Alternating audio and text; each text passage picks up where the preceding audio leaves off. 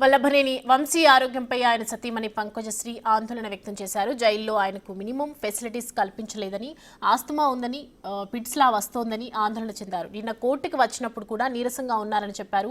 హైట్గా ఉండే మనిషికి 6/4 రూమ్లో ఉంచడం ఏంటని ప్రశ్నించారు. కనీసం కూర్చోటానికి ఒక చైర్ కూడా ఇవ్వటం లేదన్నారు. వంశీని అన్ని రకాలుగా అబ్యూస్ చేయడం సరికాదన్నారు.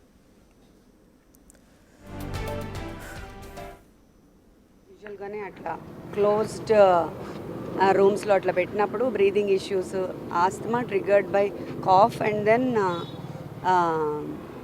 ఇది కూడా వస్తుంది కన్వల్షన్స్, అంటే ఫిట్స్లా వస్తుంది ఫ్యూ సెకండ్స్.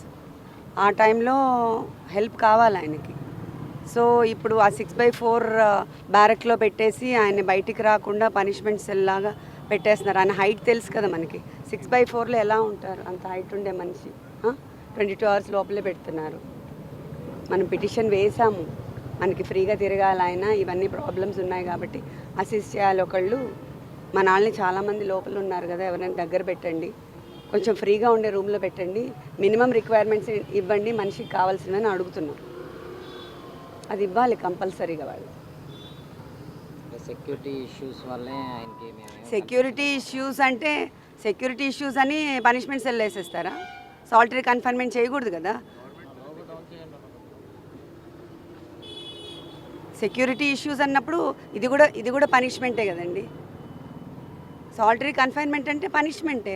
ఆయన్ని అదేమంటారు, మెంటల్గా లో చేస్తున్నారు, డిప్రెషన్ మోడ్కి తీసుకెళ్ళాలని ట్రై చేస్తున్నారు.